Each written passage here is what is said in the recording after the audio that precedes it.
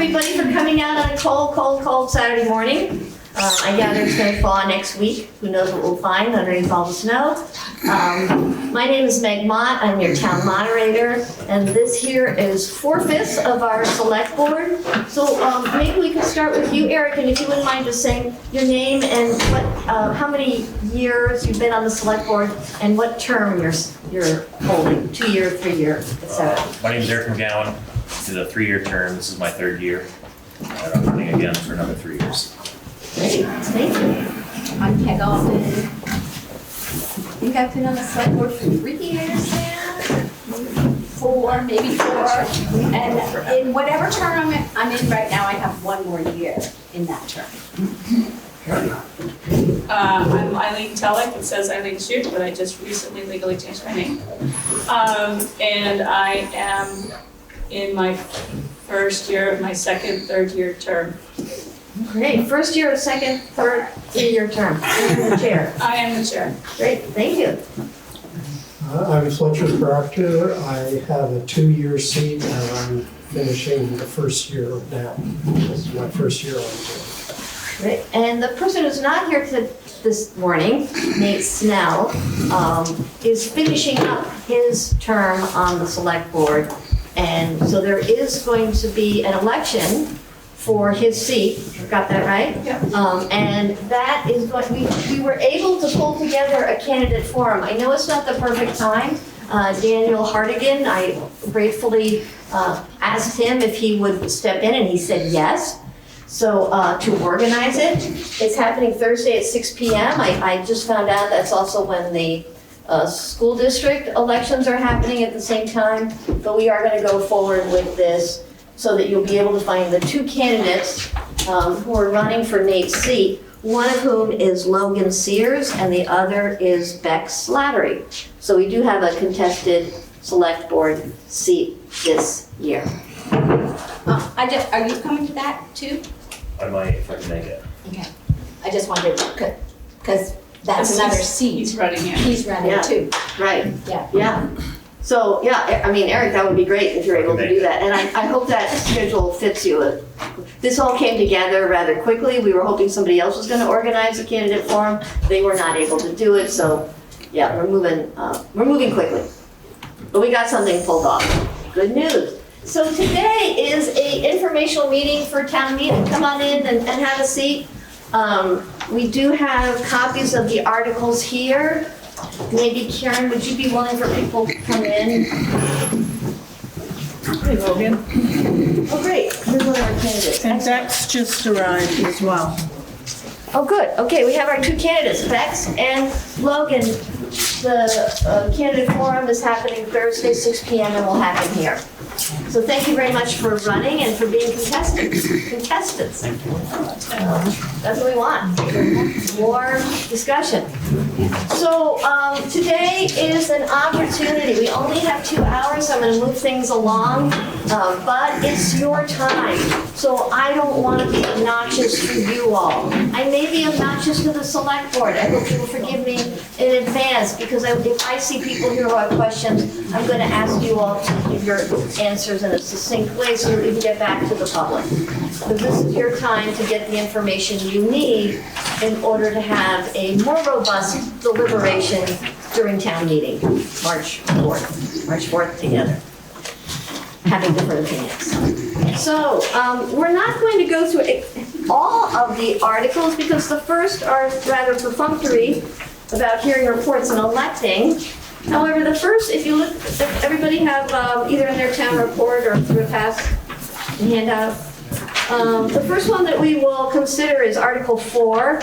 Shall the voters of the town of Putney authorize general fund expenditures for expenses of $1,896,670.75, of which $1,414,148.75 shall be raised by taxes, and $482,522 by non-tax revenues for the fiscal year beginning July 1st, 2025 and ending June 30th, 2026.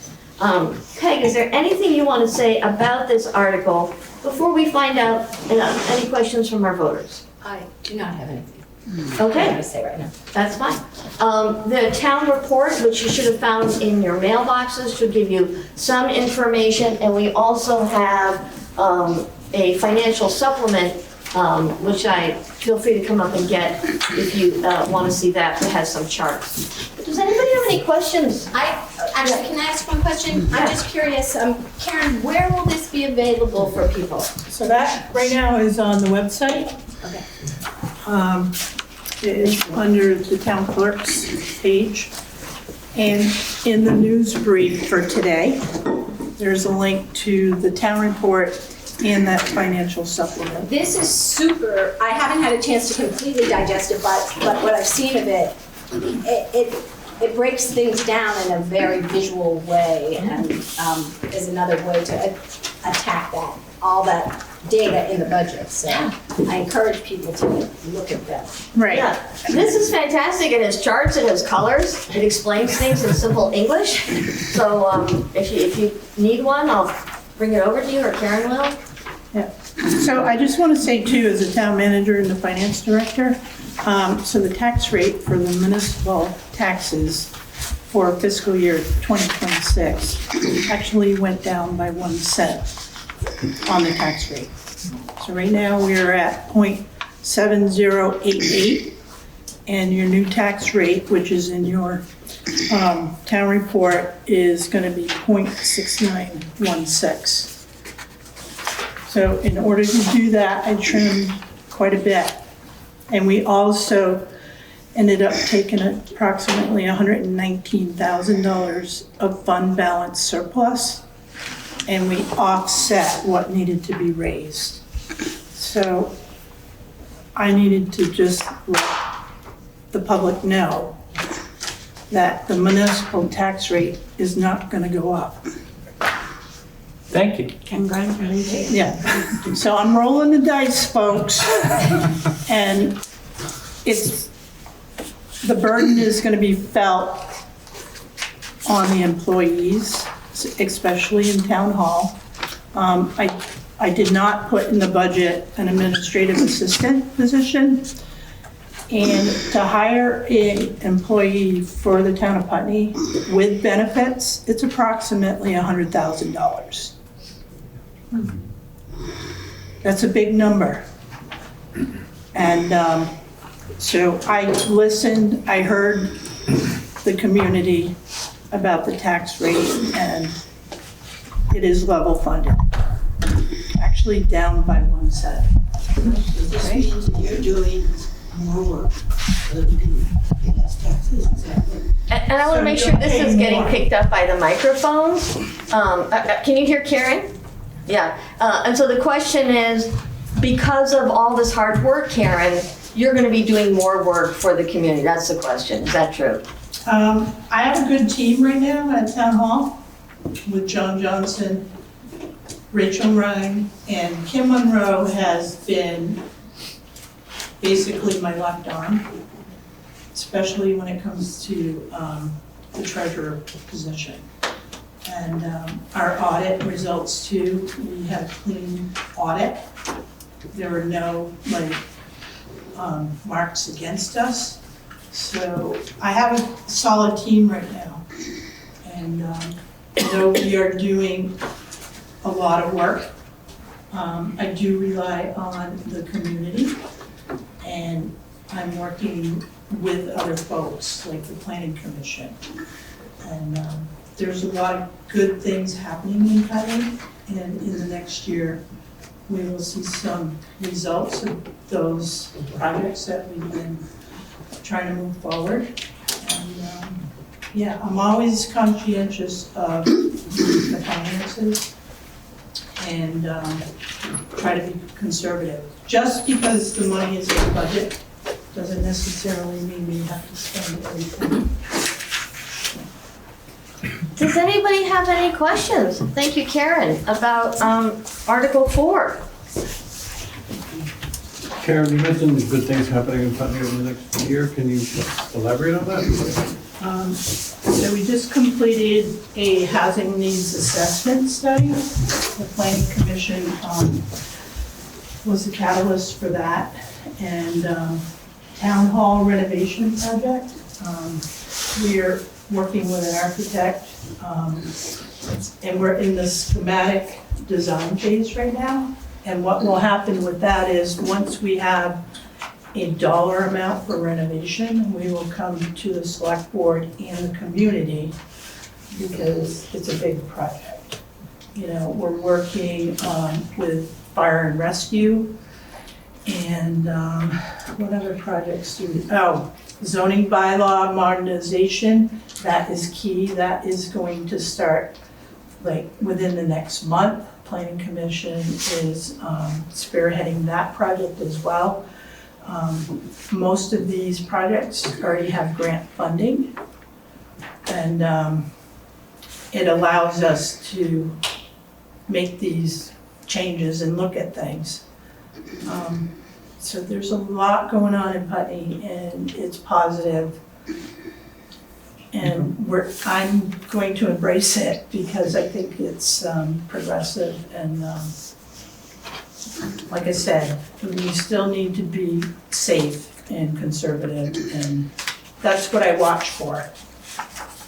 And for people who have this, it does list some of the projects in here that, capital expenditures and those sort of things. It also gives a report of each office and what we worked on and accomplished in 2024, what we're working on this year in 25, and what we're proposing to work on in 26. The other thing too, financially, is we'll be looking at fund balances and a capital plan that will actually level out what needs to be spent. Because right now it's kind of like this, so there's a lot happening behind the scenes, but I can honestly say I have a lot of people that support me in town hall and in other departments and in the community, and I'm very, very grateful for that. So thank you. Yeah, thank you. Any other questions about Article 4? We can always go back. Oh, yes, go ahead. And can you just remind, if you can say your name, I'm trying to remember. Dawn King. What? Dawn King. Dawn King. This is very ignorant, but what is the general fund? Is that all the money we spend completely in our town in a year? Who would like to answer that question? It's a great question. You want me to answer it? Okay. So it's your article. So I'm gonna have, Karen's gonna back me up if I say something wrong, but in general, yes, the general fund is town hall expenditures, the library is included in that, fire department. Highway department is a separate fund subject, okay. Budget, thank you.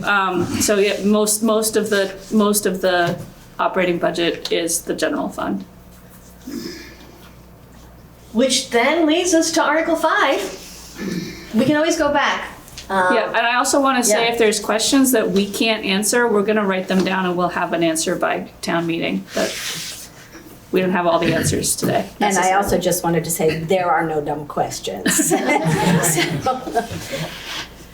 Well, let's move ahead to Article 5, and then we'll see that there's two different funds that we draw on. Article 5 says, shall the voters of the town of Putney authorize highway fund expenditures of $1,338,921, of which $1,170,221 shall be raised by taxes and $168,700 by non-tax revenues for the fiscal year beginning July 1st, 2025 and ending June 30th, 2026. Eric, do you want to say anything about this article? I don't, is that level funded, Karen? I mean, is that? Yes. Yeah, so there's no, There's no Same. increase on the highway. We level funded that. We actually had a little bit of money, and I actually put it back in the highway budget.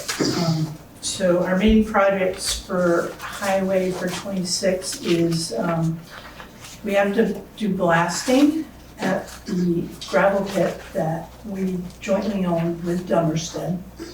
And that's gonna be big.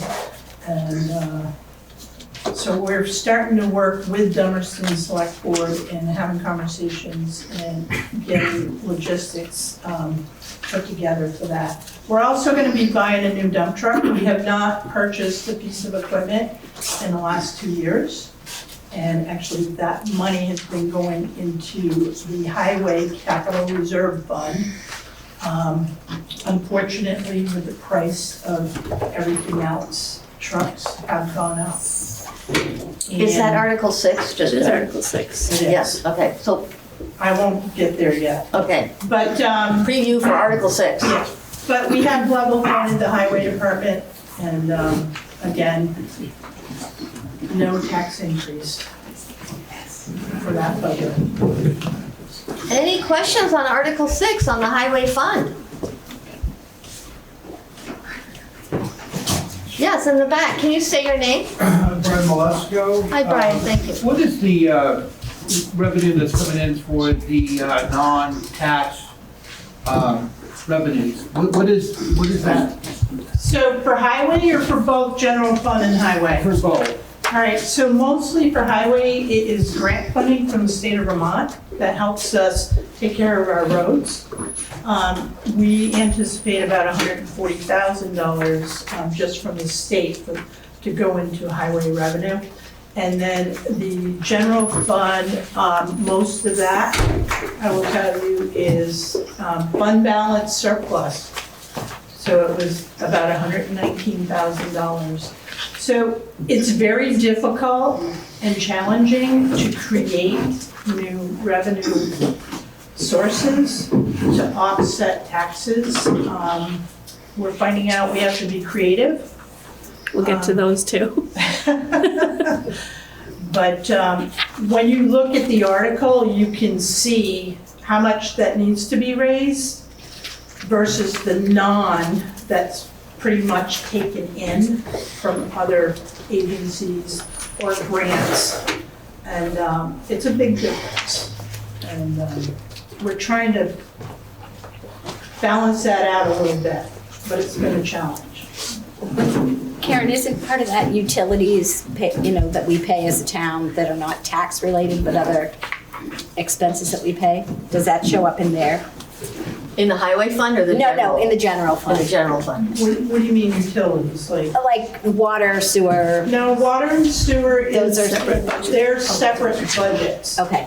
Water and sewer is a user fee base, and which means that who's ever on water and sewer, they put into those budgets, or they pay the operating expenses in those two budgets. Any other questions on the highway fund? Yes. Dawn? This is as a general financial question. Is Putney going to be affected at all by what's going on in the federal government cutting? That question was asked Wednesday night at our select board meeting. Yeah. And my response was that I'm optimistic, only because executive orders have been signed and then retracted. Right now, there is no fear of losing any money, and we have several projects that are FEMA-based grants. One's a box culvert up on Putney Wood Road, and then we have 2 generators coming, one for the wastewater treatment plant and another one for Sand Hill Well House that they're $140,000. But we have grant money for those. And Parkman Wood is secured. That's a $186,000 project. So I'm mindful of the potential, but as long as they're out there, we're gonna go after the grants. Yeah, Lynn? What were those 2 projects again, the locations that you just mentioned? Parkman Wood Road, it's actually in the financial supplement, Lynn, Okay, thank under you. highway. All right, And then the 2 generators, one's for the wastewater treatment plant, and then the other one's for Sand Hill Well House. thank you. Any other questions about the highway fund? I just wanted to respond also to what you were saying, Dawn, because part of the answer is we don't know. Right. We don't really know what's happening at the federal level is going to impact us here in town yet. We depend on some federal funding for different projects we have, and Karen's optimistic, but we don't really know. We'll have to see what happens. Anything else on the highway fund? Otherwise, we're gonna go to that dump truck. Article 6. Shall the voters of the town of Putney authorize the select board to purchase a new highway truck with accessories at a cost not to exceed $200,000 to be paid from the Highway Capital Reserve Fund? Eric, do you have anything you want to add to that? I don't, I think Karen started down that road a lot to finish. Yeah, And just so, stole his thunder. I know, right? So just so that folks know, Lenny Howard is the road superintendent here in Putney. He's been road superintendent since May 2024. He will be at town meeting. I have requested his presence. And I do expect that he'll talk about the highway department and about this specific article. Right now, we do have a quote for a cab chassis, and then we have a second quote for a dump body. We're still shopping around. We can do a trade. Lenny actually just told me this week that he had the auctioneer out to the highway department to look at the truck. We may be able to get a better price at auction. We've never done that here in Putney. New guy, let's try something new, right? So we're gonna try that. But prices are up, and it's about $221,000 right now for the price of this truck we're looking at. Brian? Yes, what is the oldest truck that Putney has, the one you're talking about auction? And do you know what kind of mileage is on that vehicle? So it's a 2018 Western Star. I don't know how many miles are on it. We keep our trucks for 10 years. In the past, we would borrow on a 5-year term. We have not had to borrow for the last 4 years. So now we buy through our capital reserve fund, but I'm looking to get the best price on this truck, but we'll see what happens. Seeing that it's not 10 years old at this point, would it make sense to possibly hold off, seeing that this new administration that has come in has put tariffs on everything, which is going to make it more expensive, which maybe in a couple of years that the tariffs would maybe back off and be more financially responsible to buy it then? So the dealers are trying to tease out different things, and there's a chance that we will have somebody come to the board. To do What what? does that mean? Because, well, it's hard to explain because it's like, they're not able to get inventory. The dealers. Yeah, the dealers cannot get inventory right now. So they have enough right now to maybe last a year. So after that, it's, who knows? We don't know. Well, that's understandable. Yeah, and it's gonna be difficult. So the dealers are trying to get their heads around it. As people know too, that the state of Vermont is pushing municipalities to go to electric.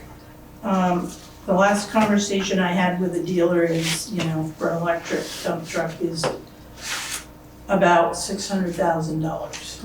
Oh. So. And we have 5 dump trucks, folks.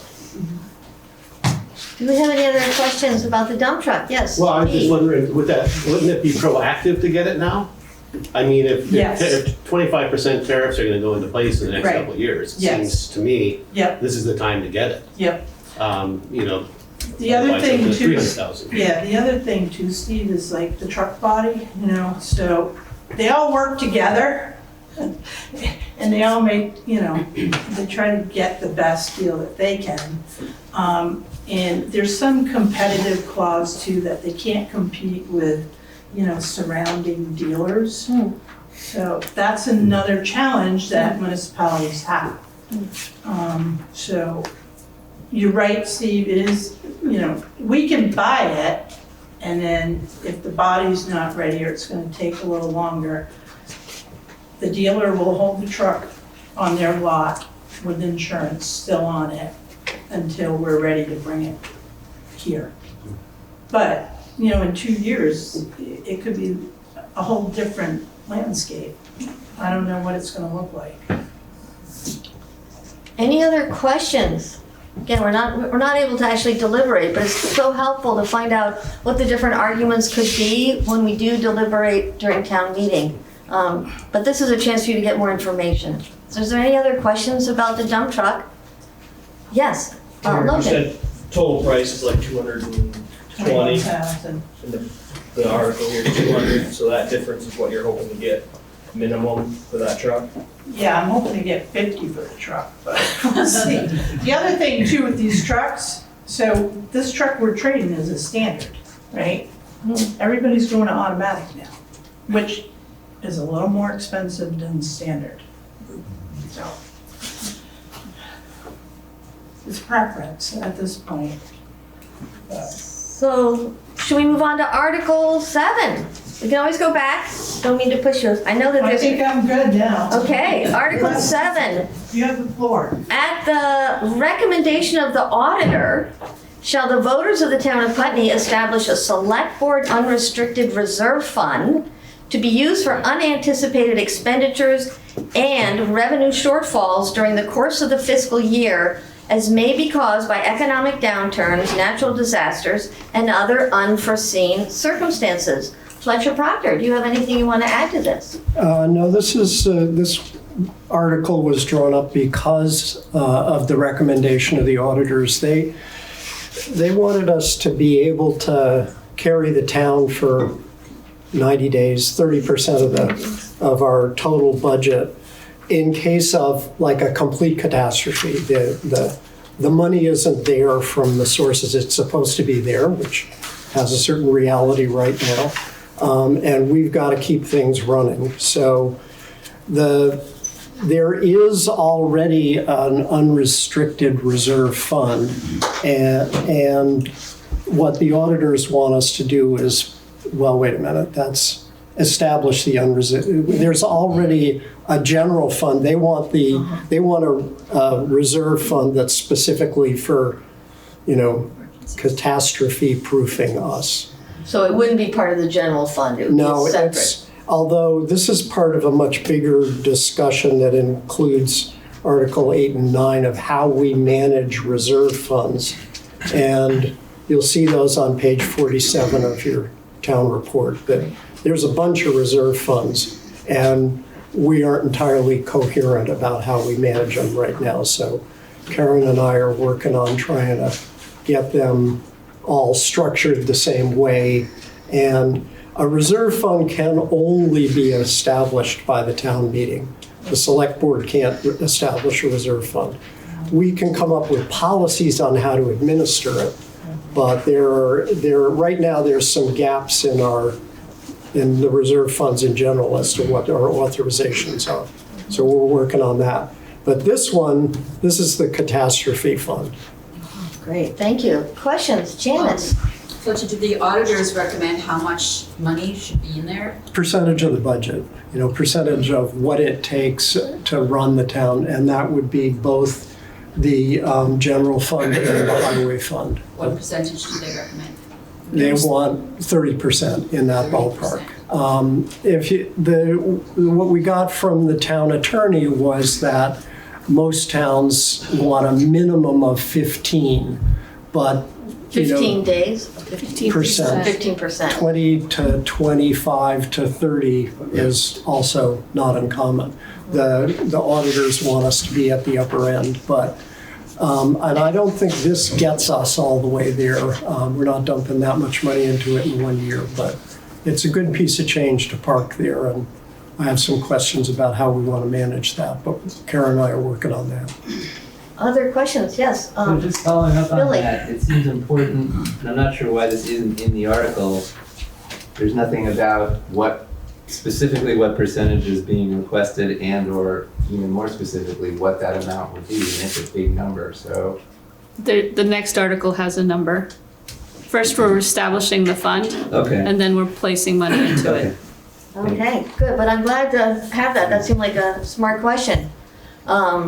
Does that mean we want to move on to the next article, or does anybody have any questions about just setting up this reserve fund? Yes, and can you tell me your name? I forgot. Oh, I'm Ken. Ken. Loveman. Yeah. Hi. So would this reserve fund, maybe the next article talks about it would come from money that already exists in a separate place, or would it have to be raised through taxes or other means? This is new money. This amount is new money.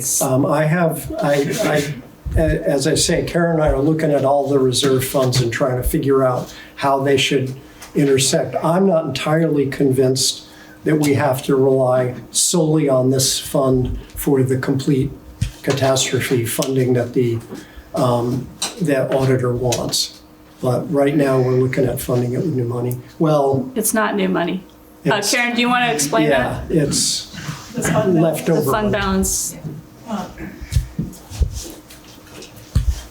So fund balances, which appear in the general fund and the highway fund, at the end of fiscal year, which is June 30 of every year. So we go through our audit, adjustments are made, and that bottom line, hopefully it's positive, and it has been for the last 7 years. That money has been accumulating over the years, and technically that money belongs to the taxpayers. And we started looking at the financials and started implementing financial policies on how to, when to spend money. So that article basically is gonna create a fund where that $438,000 plus will move into. And it's not just sitting there. And part of that money, folks, that $119,000 that I keep mentioning, actually came from that fund balance, because it was at $557,000. So we offset taxes, we're gonna create this reserve account for, emergencies. It can be for if we need to do like a study for something and we don't have that money, so we can utilize that. Now, the highway department also has a fund balance right now. They're about 30 days, so if there was an emergency and they needed to have money, so and this is for operating budgets. So basically, if let's just say, taxes weren't getting paid, that money is there to help us pay our bills. And it just kind of sits there, but putting it into a certain account, a reserve account, then it's protected, basically. And it can be used to offset taxes. Okay.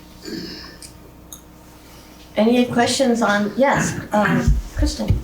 I thought I heard you say that the general recommendation is around 15%. No, that was the floor that the town attorney, not the auditor. Okay. The town attorney said at a minimum 15, but a lot of towns go to 20, 25, or 30, and Okay, our so auditor 30 is wants really us to not. be at the high end. Okay, so Yeah, 30 is aggressive, 30% is aggressive. But we're in a good place now. we weren't there 7 years ago. We had like $66,000 in fund balance. You know, we had $557,000 this year, Wow. just in the general fund. And the highway fund too is, you know, you can save money, but in case of an emergency, you gotta have that backup.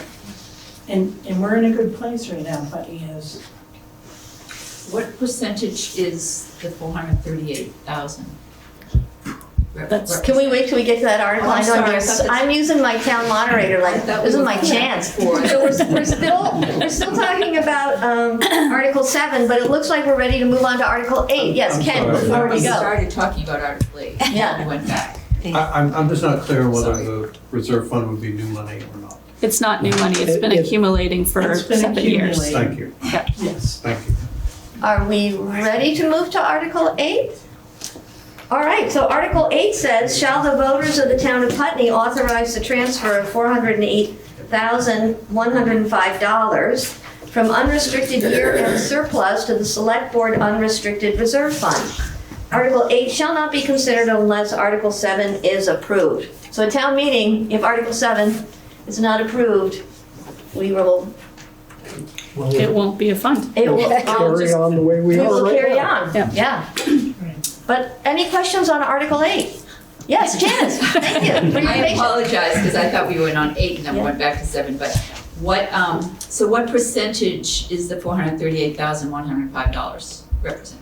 I believe that's the 90 days, isn't it? Yeah, it's 30%. 30%, and then the leftover is going back to offset taxes. Okay, thank you. Any questions about that money? Yes, Dawn? This isn't quite the question, I was just wondering if there was a way to combine these, because it's hard to ask people to set up a fund if they don't know what that's gonna mean, and what that's gonna mean is in the second, in Article 8. So We have a parliamentary problem, perhaps. Well, I had the same reaction, and Karen and I are working on the language. I mean, as I said, only the town meeting can establish the fund. Then the rules of administering it would be a policy adopted by the select board. So my goal is to have that policy available at town meeting, but Karen and I are still working out the language on it. And we can't change these articles now that they have been warned. So we're gonna go with the sequence that we have. And it's gonna take explaining to the voters. First, you all need to decide whether you even want such an account or such a fund. And if you do, then we can move to the question of how much to put in. Any other questions about the amount on the article? Yes, Not Brian? so much the amount, but when was the last catastrophe in Putney? What was it? 2021, we lost the roads, How much? $1 million. And then the following year, we had more storm damage. So it happens. It's mostly you're gonna see it like from highways and roads.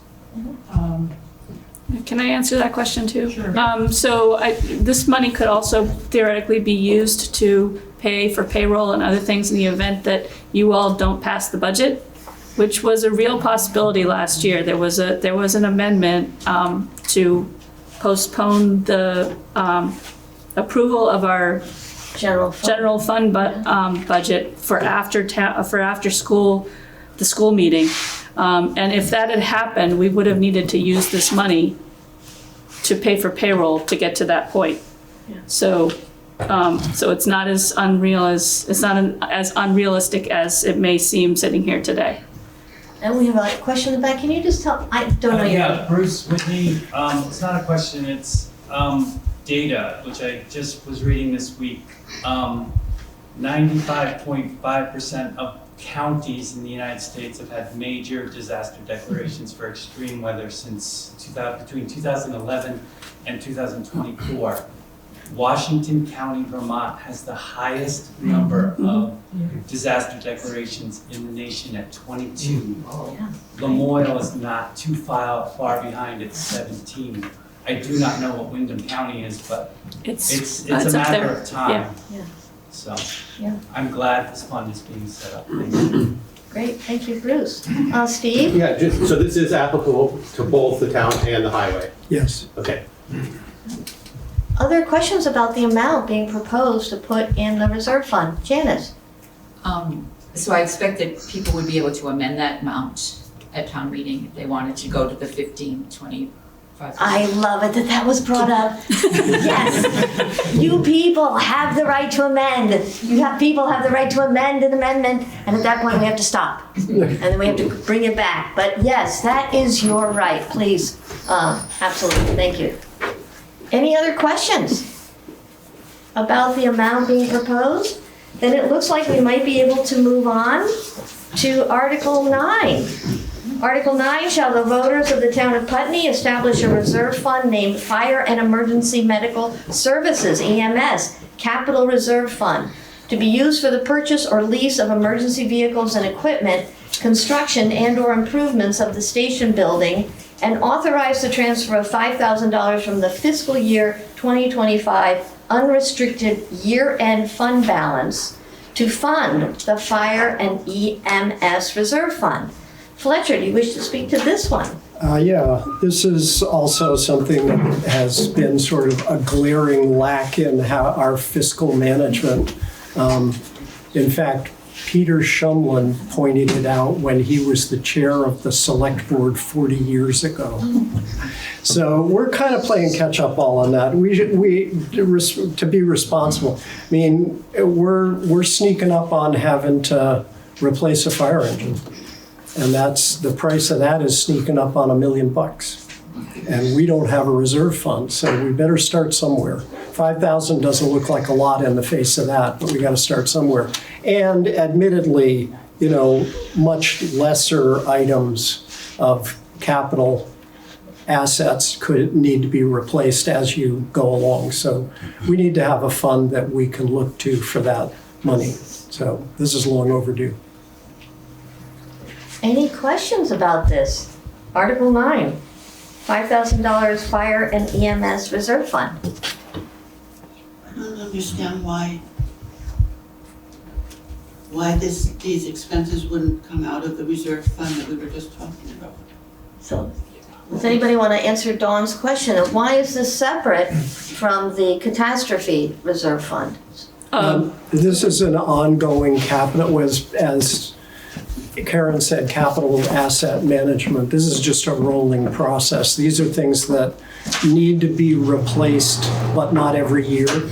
So we need a reserve fund, as she said, to smooth out the bumps in the budget, because we don't want to have to whack the reserve fund, the general budget with tens or hundreds of thousands of dollars expenditure in 1 year if we can build up some reserves and be ready for that expense. And part of that is the planning that Karen's doing about capital asset management. Any other questions? And if you don't mind, we're getting into town meeting habits. If you raise your hand, then I'll call on you. That way we'll have more order. Any other questions about this $5,000? No, then let's keep going. The next article is Article 10. Shall the voters of the town of Putney authorize the transfer of $25,145 from the fiscal year 2024 library unrestricted fund balance to the library reserve fund for capital improvements? Peg is the select board, but there's also members of the library trustees. Do you want to speak to this?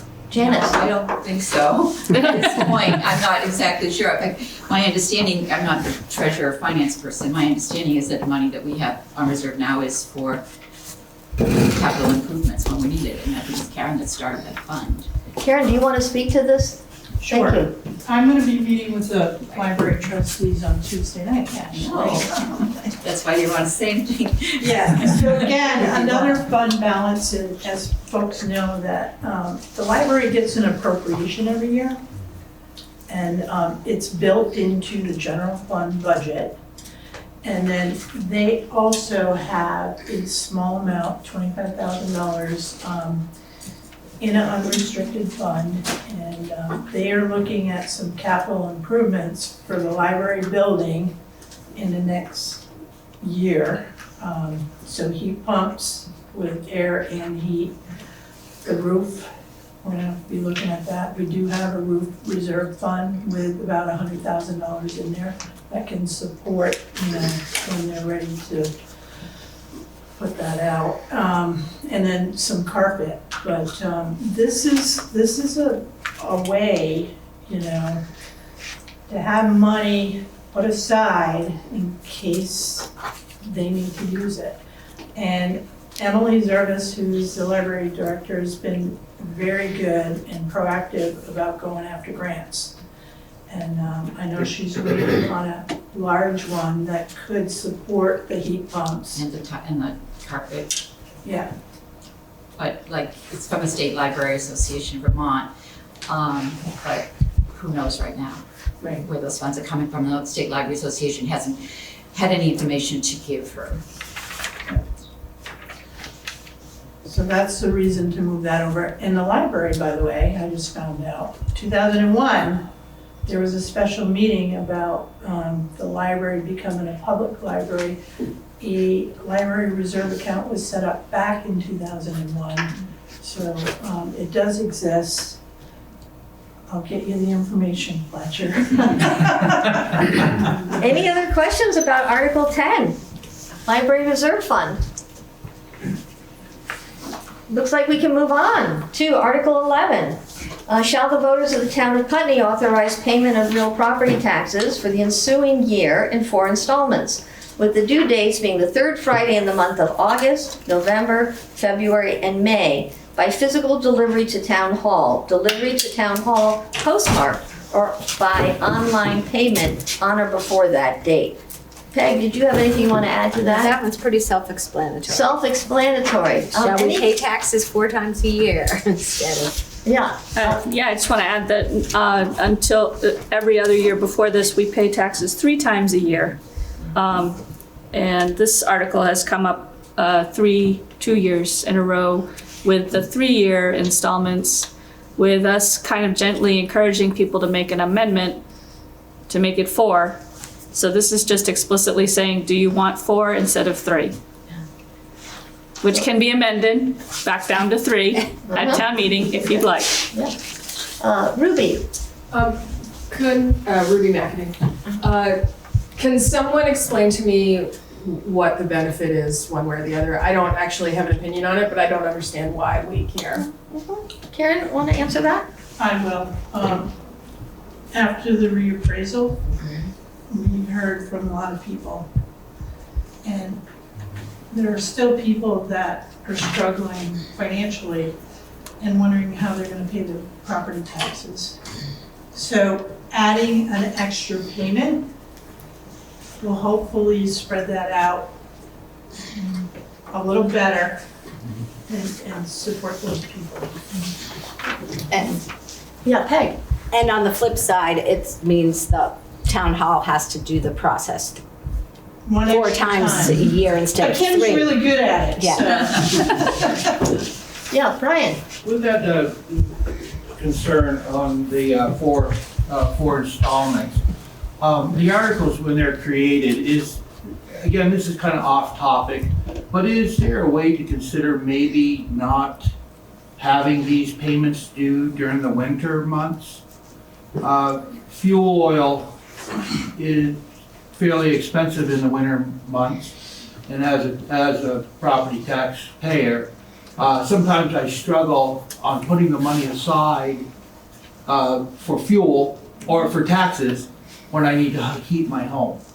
So the month and the timing on said payment probably would, in my opinion, would be easier in a summer month or a non-heating oil month than the winter time. So is there a way to possibly get something like that to be considered? Well, Brian, I'm going to do just a parliamentary move, which is you could amend this article, and then we need to get a second, and then we would vote on that amendment. So that is definitely, everybody should know that. Janice was asking about the the numbers in the reserve fund, these things can be amended. And that's the way that the town makes that decision for itself. There's also, there's nothing that prevents you from paying ahead.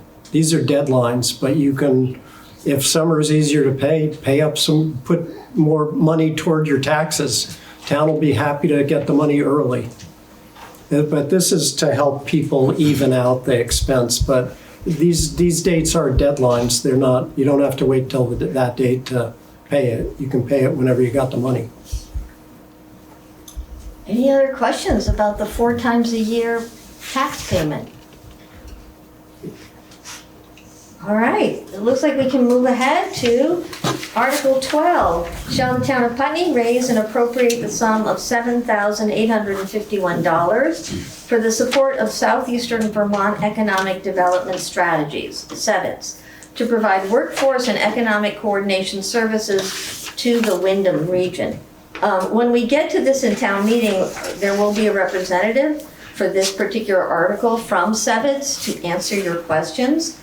We don't have someone here today to answer your questions, but this is your time to ask whatever questions you want about this particular article.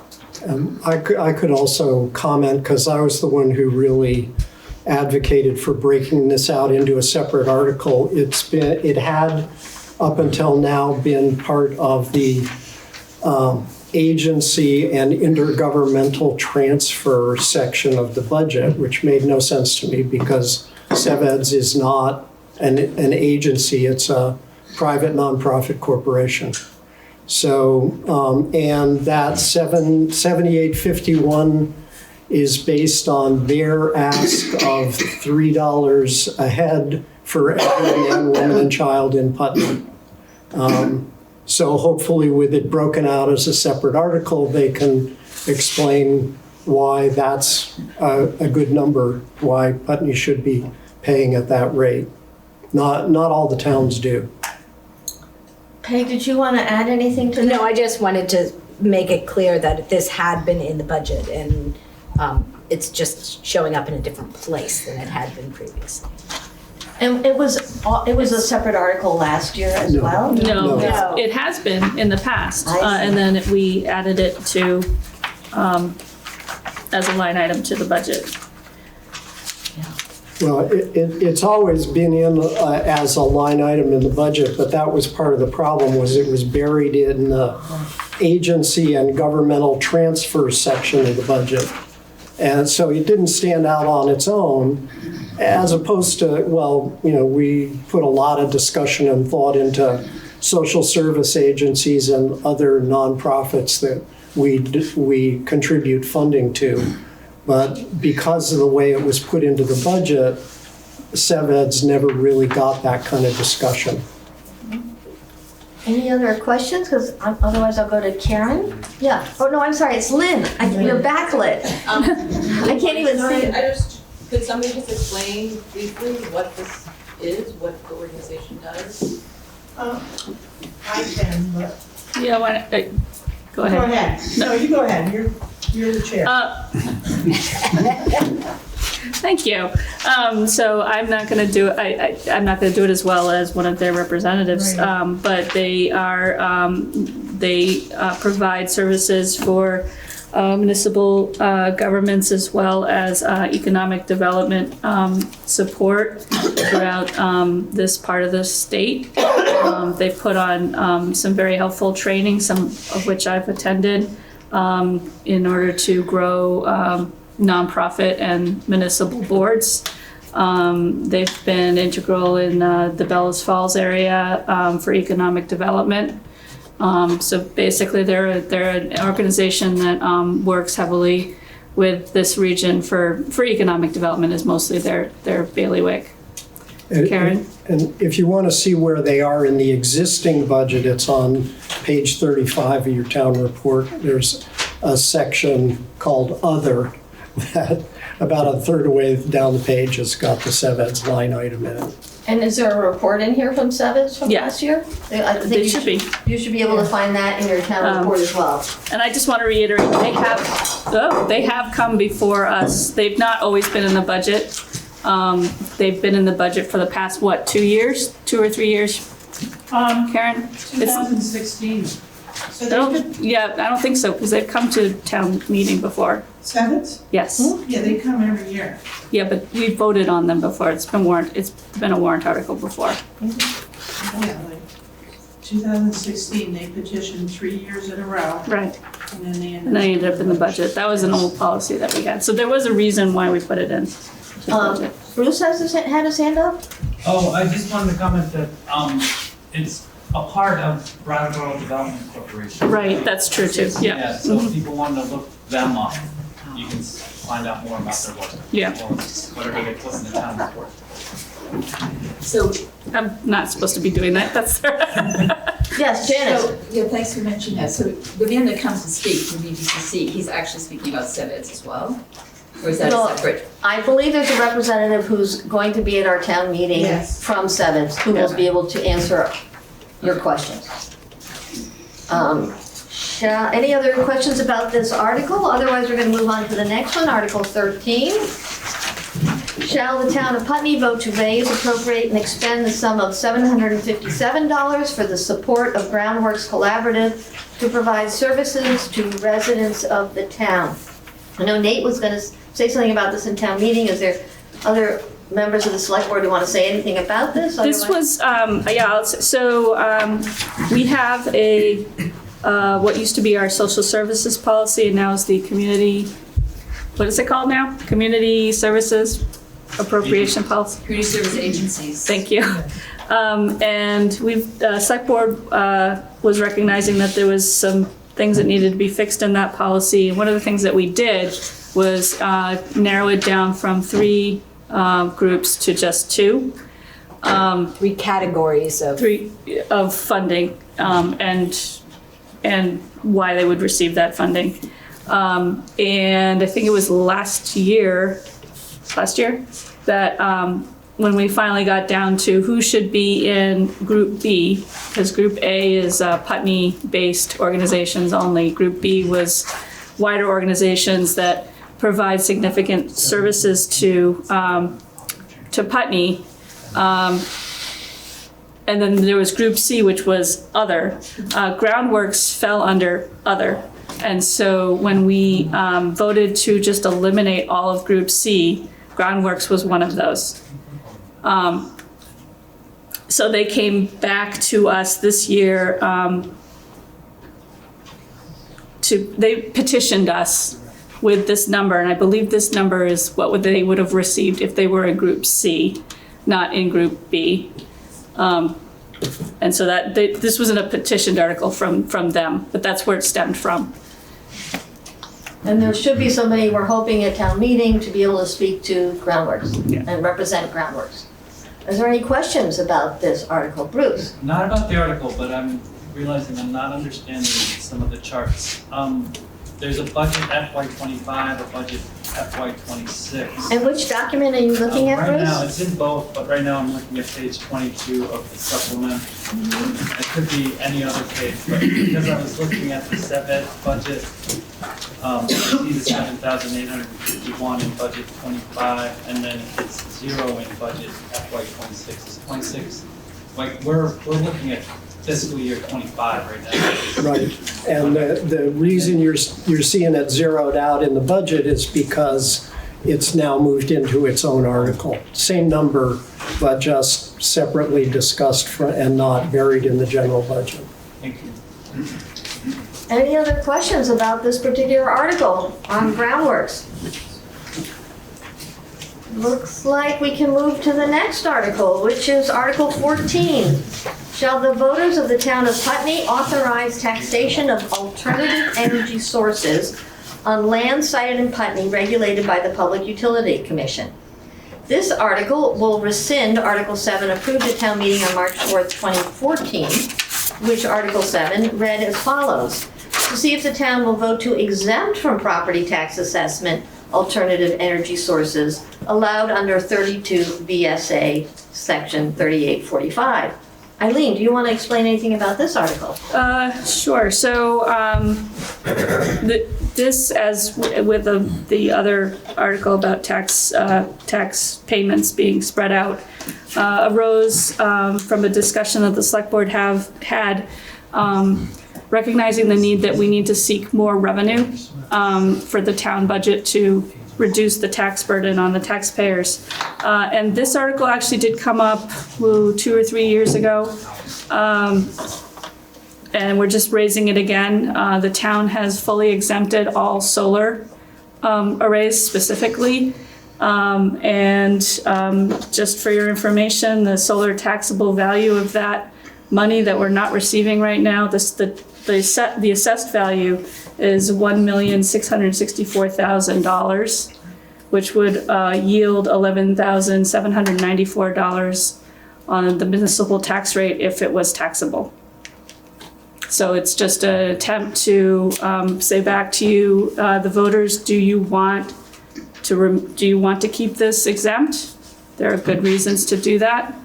Or do you want to expand the tax base? And a lot, if you remember from last year's town meeting, a lot of the discussion focused on the fact that as it currently stands, it doesn't differentiate between a business that's making a profit off of that electricity and a nonprofit that might be benefiting the community. They're all exempt. And we spent a lot of time chasing that issue around the room, but didn't come to a definitive conclusion. So we're going to have another run at it. Jordy? And people should know that, that by state law, the first 50 kilowatts of any solar array are automatically tax exempt. So the typical homeowner has way less than 50. So if you have solar panels, you're not likely to be taxed. Right, it's not going to affect homeowners. Just for reference, if you've seen the solar panels at Green Mountain Orchards, that's 57 kilowatts. So it's a little bit over the cutoff, the state mandated exemption. Billy had a hand up. I was just curious if there was a sense of what percentage of that infrastructure is actually business owned versus private or nonprofit owned, but I'm guessing based on the 50 kilowatt cutoff that it's probably mostly businesses or maybe institutional, like. There's one on here that is the problematic one, and that's the Vermont Community Solar, right?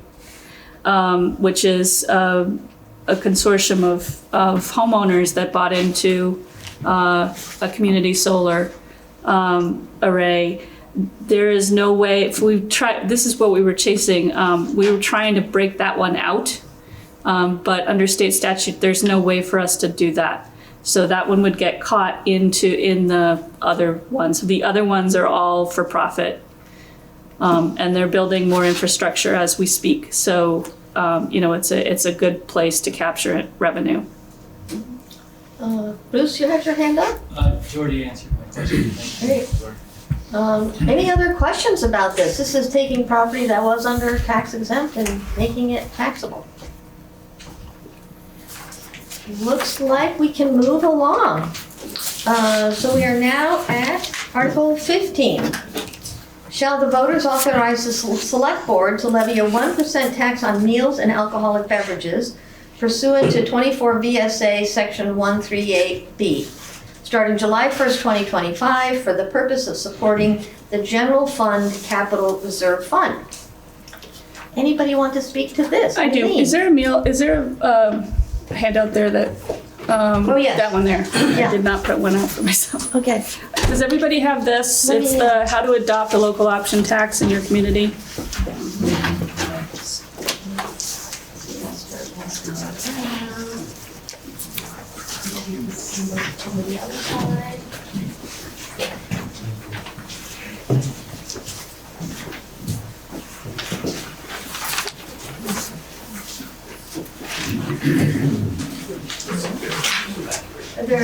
I have one extra over here. Is anybody else looking for one? Mine is a little wet.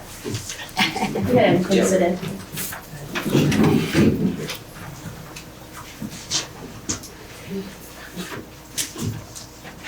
Looks like people have them. Do you want to walk us through this handout? Yeah, Amy? so this is gonna pertain to Article 14, 15, and 16. They all are levying what's called a local options tax. The state allows us to do that on top of the sales tax that the state collects. And last year, we brought this before you in one big lump sum, let's tax everybody. This year, we have broken it out to 3 articles, and again, this is in response to people's real concerns about the property tax payments that we're all struggling to pay, us up here included. And so this is another attempt to broaden the tax base. So the first one is on meals and alcoholic beverages. First of all, the way that this works is we pass it at town meeting, and then we have to give the department at least 90 days notice before the quarter start date of a newly effective local option tax, which we have set at July 1st of this year. And then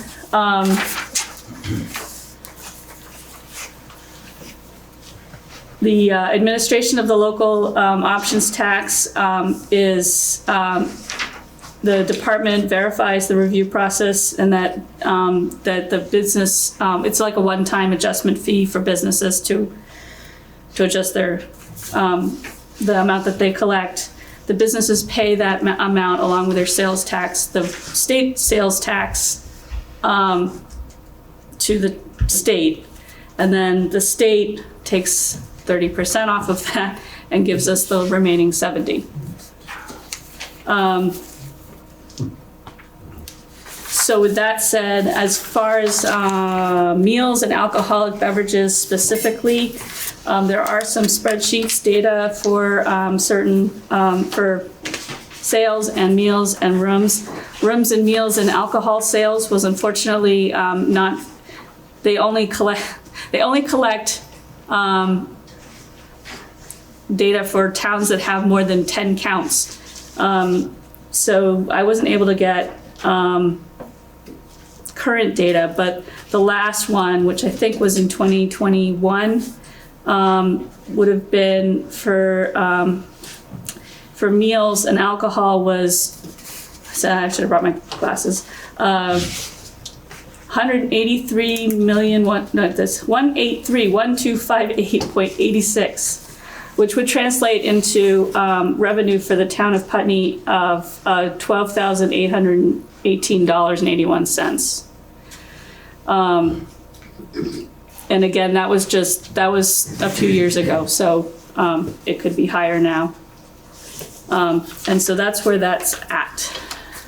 This document right here is very helpful. Any questions about Article 15? And for this one, we're just discussing the 1% tax on meals and alcoholic beverages.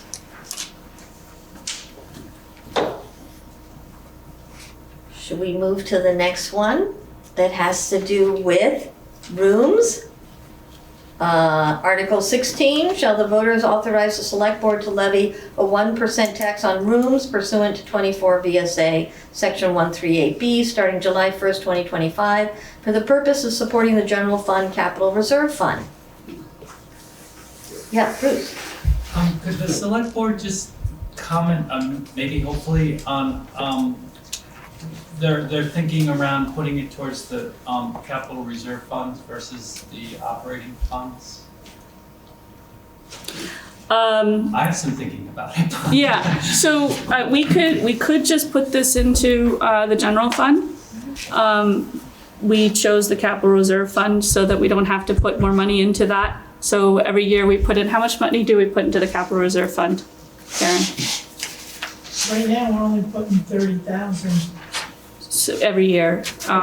So, and that fund is used for capital, so like town hall renovations, major projects. So the less money that we have to raise through taxation to put into that fund, is, less money that we have to raise.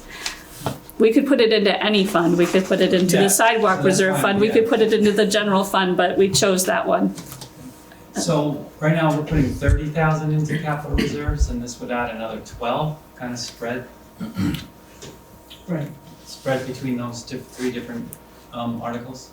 No, that was just. No, that was just an example of the amount that I could find from 2021. It's a totally, We don't know yet. we have no idea, but Alright. it's not, it's, and also I've been told that sales taxes are volatile. So one year could be way up, one year could be way low, depending, on how many tourists we attract and how the foliage is and whether there's a solar eclipse. So it's not a steady number, but it's, it's revenue. So, Yeah. and for reference, a cent on the tax rate right now equates to, 37,673. So every time we raise more than that, we can reduce our tax rate by a cent. Yeah, Karen? 2 hands in the Oh, back. you're giving me a Is that a thumbs up, Karen, in the back? It was. Okay, great. Lynn? Lynn Weinstein, I was just curious, when we say rooms, is that Airbnb? Yes, it would include Airbnbs, yeah. And with the meals, does that include like deli counter stuff at the co-op and? I think, yes, I think that, so there's a weird, I don't know if you've ever, has anybody gone to the Brattleboro co-op and then ordered six pieces of cake? There's a if you buy one piece of cake, then there's a sales tax on it. If you buy 6, they consider it bulk. So yes, as long as you're not buying whatever the threshold is that makes it considered bulk. I'm just thinking about dining here, we have not that many dining options. It's Yep, basically- anything that is over the counter, like a sandwich at the co-op or a sandwich at the general store or the Putney diner, those would be considered. They all collect sales tax on their meals. Unless you buy 6. Unless you buy 6 pieces of cake. I don't know about anything else. And I have to remember these things. Should we move on to the third in the 3, which is Article 17? Shall the voters authorize the select board to levy a 1% tax on sales pursuant to 24 VSA Section 138B, starting July 1st, 2025, for the purpose of supporting the general fund capital reserve fund? Any other questions about this overall, these 3 articles? I just want to point out that I do have better sales numbers on sales. And in Vermont, there are a fair number of things, unless you're buying it over the counter, less than 6, that are like food, that are exempt from sales tax, and that applies to the local options tax as well. So in fiscal year, which ended in June 30th of 2024, Putney reported 4,119,683 of sales of taxable income. So that's not your milk and your eggs and all that other stuff that is essential for life. Which is 70%, because that's the amount that we get of the 1% of the whole sales tax, would bring in $28,837.78 tax revenue. So if you added that to the amount that I gave before, we're at least a cent down on the tax rate. Yes, Steve. Steve, give me what are sales? I mean, what are sales? Give me some examples where people are spending $4 million in Putney on sales. Is that other than food? Putney Co-op, vitamins, I don't know. I'm just saying anything that's not taxable. Yeah, there's a whole set of stuff There's food, but there's, I don't even know. I think there might be. But what about syrup producers? That probably counts. Does that count as a food? Well, I don't know. That's a good question. So that's a good question. I'll find out. Ruby, did you have your hand up? I guess I So the last time we discussed this in town meeting, I remember individuals who, say they make jewelry and they sell jewelry online or also in a store. Yep. I remember this having a significant impact on their decision. Yeah, and I am not one of those people. I don't sell jewelry or anything. But I'm hoping that either someone in this room now or at town meeting, we have some examples or people who have lived experience that can help us to make this decision. I think that I really appreciate that you've broken them out, the three, because they have very different kind of weight. I'm finding myself kind of grappling with them differently for the different items. Well, he'll probably kill me for saying it, but if you recall last year at town meeting, Richard Bissell spoke about it quite a bit, because it's a system that he has a great deal of experience with and how it gets collected. But that's an example, furniture, that's an example of a good that is taxable. How that would impact individual businesses, a jewelry maker versus a furniture maker, I don't know. So as far as online sales are concerned, there's a bit of a blurb in here as an effect on businesses and individuals. It says the local option tax is a destination-based tax, meaning it's based on the location where the purchaser takes possession. So businesses must charge the lot on taxable purchases completed within the municipality where a lot is in effect, or when a taxable item is delivered to a customer within a municipality with a lot in effect. So it's products that are sold to people who are living in Putney,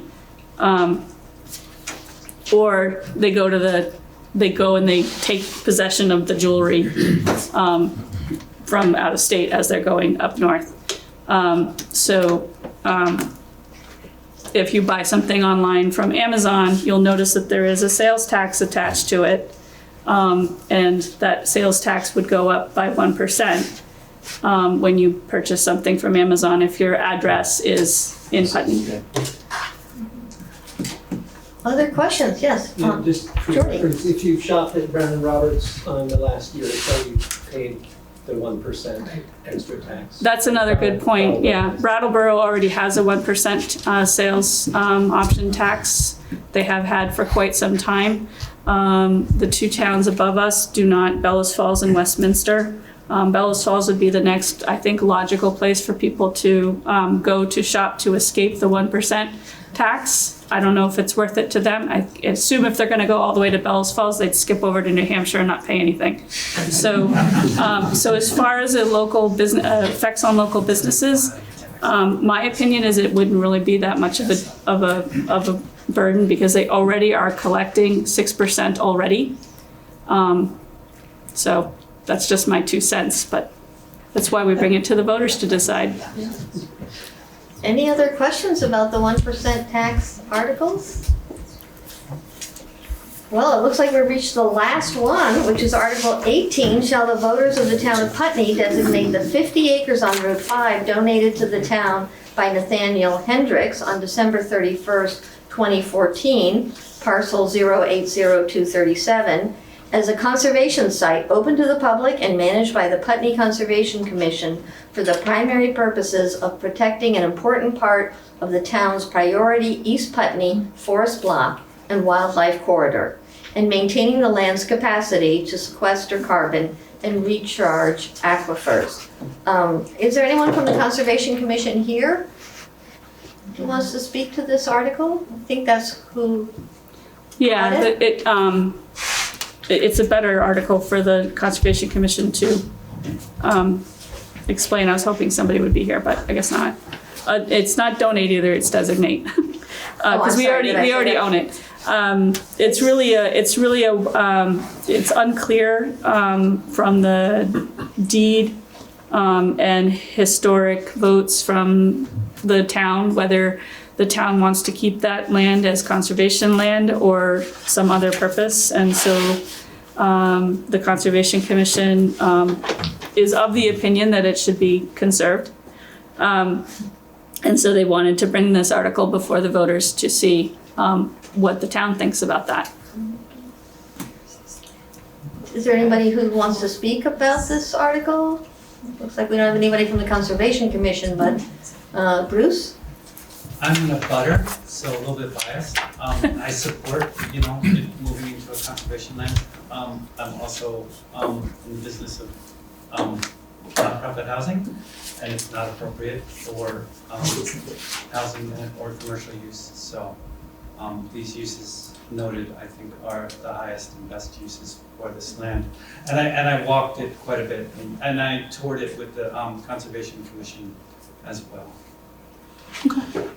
Steve? Yeah, when something is conserved like this, is this in perpetuity then? I mean, can that be changed? Like, if we discover at some point down the line that, wow, this would be the ideal location for That would be a question, right? That would be a question on exactly how we would manage to conserve it. So you can do all sorts of different conservation.